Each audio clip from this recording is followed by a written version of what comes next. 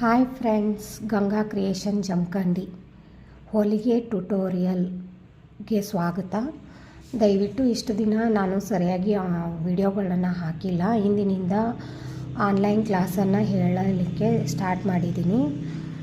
ಮೊದಲನೇದಾಗಿ ಸ್ವಲ್ಪನೂ ಹೊಲಿಗೆ ಬಗ್ಗೆ ಐಡಿಯಾ ಇಲ್ಲದೇ ಇರೋರಿಗೆ ಬೇಸಿಕ್ಕಿಂದ ಹೊಲಿಗೆನ ಹೇಳಬೇಕಂತ ಮಾಡಿದ್ದೀನಿ. ದಯವಿಟ್ಟು ನಾನು ಹೇಳಿರೋದನ್ನು ಚೆನ್ನಾಗಿ ಫಾಲೋ ಮಾಡಿಕೊಂಡು ನೀವು ಟ್ರೈ ಮಾಡಿದರೆ ಖಂಡಿತವಾಗ್ಲೂ ನಿಮಗೆ ಹೊಲಿಗೆ ಬರುತ್ತೆ. ಮೊದಲನೇದಾಗಿ ಒಂದು ಕಾಟನ್ ಬಟ್ಟೆನ ತಗೊಂಡು ನೀವು ಆ ಬಟ್ಟೆಯಲ್ಲಿ ಈ ಥರ ಸ್ಟ್ರೇಟಾಗಿ ಲೈನ್ಗಳನ್ನು ಹಾಕ್ತಾ ಬನ್ನಿ. ಈ ಥರ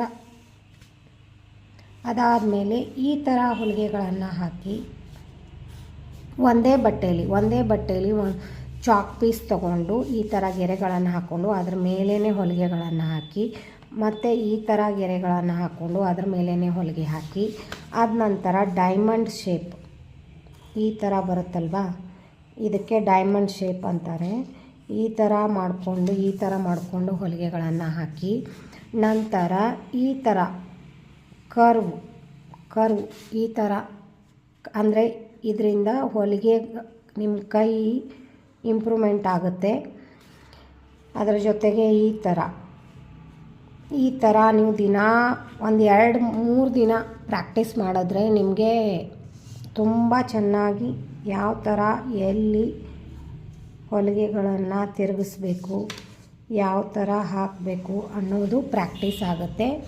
ದಯವಿಟ್ಟು ಈ ರೀತಿ ನೀವು 2 ದಿನ ಪ್ರಾಕ್ಟೀಸನ್ನು ಮಾಡಿ.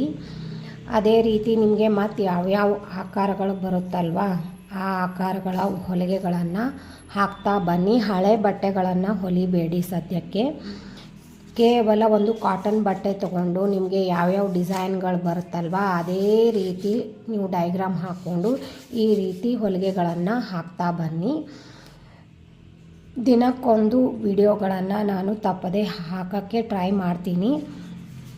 ದಯವಿಟ್ಟು ಈ ಥರ ನೀವು ಪ್ರಾಕ್ಟೀಸ್ ಮಾಡಿ. ನೆಕ್ಸ್ಟ್ ನಾನು ನಾಳೆ ವಿಡಿಯೋದಲ್ಲಿ ಮತ್ತೆ ಮುಂದಿನ ಮಾಹಿತಿ ಬಗ್ಗೆ ನಿಮಗೆ ಹೇಳ್ತೀನಿ. ತುಂಬ ಬೇಸಿಕ್ಕಿಂದ ನನಗೆ ಟೈಲರಿಂಗ್ ಗೊತ್ತೇ ಇಲ್ಲ ಅನ್ನೋರಿಗೆ, ತುಂಬ ಬೇಸಿಕ್ಕಿಂದ ಮನೇಲಿ ಹೊಲಿಗೆ ಮಷಿನ್ ಇದ್ದರೆ ಅವ್ರಿಗೆ ತುಂಬ ಹೆಲ್ಪ್ ಆಗುತ್ತೆ.